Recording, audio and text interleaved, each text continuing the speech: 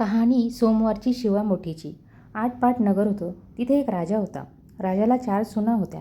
3 आवडत्या होत्या, 1 नावडती होती. आवडत्या सुनांना तो चांगला प्रतिपाळ करी. नावडतीस जेवायला उष्ट, नेसायला जाडं-भरडं, राहायला गुराचं बेडं दिलं. गुरख्याचं काम दिलं. पुढं श्रावणमास आला. पहिला सोमवार आला. ती राणी गेली. नागकन्या देवकन्यांची भेट झाली. त्यांना विचारलं, बाई बाई कुठं जाता? महादेवाच्या देवळी जातो. शिवामूठ वाहतो. त्यानं काय होतं? भ्रताराची भक्ती होते. इच्छित कार्य सिद्धीस जातं. मुलं बाळं होतात. नावडती माणसं आवडती होतात. वडील मनुष्यापासून सुखप्राप्ती होते. मग त्यांनी हिला विचारलं, तू कोणाची कोण? मी राजाची सून. तुमच्याबरोबर येते. त्यांच्याबरोबर देवळात गेली. नागकन्या देवकन्या वसा वसू लागल्या. नावडती म्हणाली, काय गं बायांनो, वसा वसता? आम्ही शिवामुठीचा वसा वसतो. त्या वशाला काय करावं?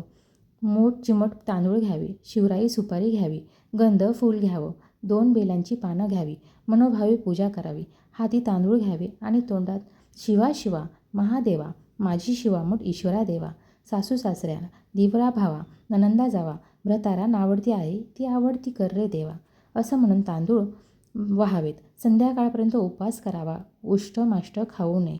दिवसा निजू नये. उपास नाही निभवला तर दूध प्यावं. संध्याकाळी आंघोळ करावी. देवाला बेल वाहावा. मुकाट्याने जेवण करावं. हा वसा 5 वर्ष करावा.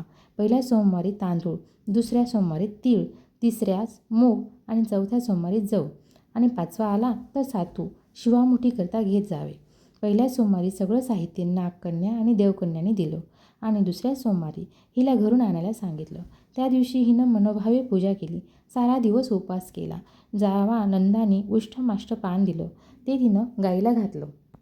शंकराची आराधना केली आणि दूध पिऊन निजून राहिली. पुढं दुसरा सोमवार आला. नावडतीनं घरातून सर्व सामान मागून घेतलं. पुढं रानात जाऊन नागकन्येबरोबर मनोभावे पूजा केली आणि शिवा महादेवा, माझी शिवामूठ ईश्वरा देवा, सासू सासऱ्या, दिरा भावा, ननंद जावा, भ्रतारा नावडती आहे ती आवडती कर रे देवा, असे म्हणून तीळ वाहिले. सारा दिवस उपवास केला. शंकराला बेल वाहिला. दूध पिऊन निजून राहिली. संध्याकाळी सासऱ्याने विचारलं, तुझा देव कुठे आहे? नावडतीनं जबाब दिला, माझा देव फार लांब आहे. वाट कठीण आहे. काटे कुठे आहेत? साप वाघ आहेत. तिथं माझा देव आहे. पुढं तिसरा सोमवार आला.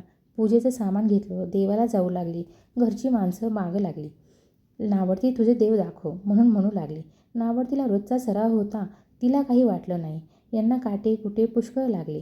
नावडतीची दया आली. आजपर्यंत रानात कशी येत असेल बरं ही?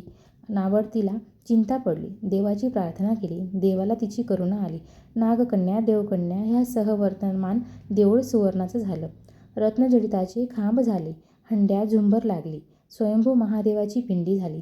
सगळ्यांनी देवाचं दर्शन घेतलं. नावडती पूजा करू लागली. गंध फूल वाहू लागली. नंतर मूग घेऊन शिवा शिवा, महादेवा, माझी शिवामूठ ईश्वरा देवा, सासू सासऱ्या, दिरा भावा, ननंदा जावा, भ्रतारा नावडती आहे ती आवडती कर रे देवा, असे म्हणून शिवाला वाहिले. राजाला मोठा आनंद झाला. नावडतीवर प्रेम वाढलं. दागिने ल्यायला दिले. खुंटीवर पागोटं ठेवून तळ पाहायला गेला. नावडतीची पूजा झाली. पूजा झाल्यावर सगळी माणसं बाहेर आली. इकडे देऊळ अदृश्य झालं. राजा परत आला. माझं पागोटं देवळी राहिलं. देवळाकडे आणायला गेला. तो तिथे एक लहान देऊळ झालं. तिथे एक पिंडी आहे. वर आपण केलेली पूजा आहे. जवळ खुंटीवर पागोटा आहे. तेव्हा त्यांना सुनेला विचारलं, हे असं कसं झालं? माझा गरिबाचा हाच देव. मी देवाची प्रार्थना केली. त्यानं तुम्हाला दर्शन दिलं. सुनेमुळं देव भेटला म्हणून तिला पालखीत घालून घरी आणली. नावडती होती ती आवडती झाली. जसा तिला शंकर प्रसन्न झाला तसा तुम्हा आम्हा सर्वांना हो. ही साठा उतराची कहाणी 5 उत्तरी सुफळ आणि संपूर्ण.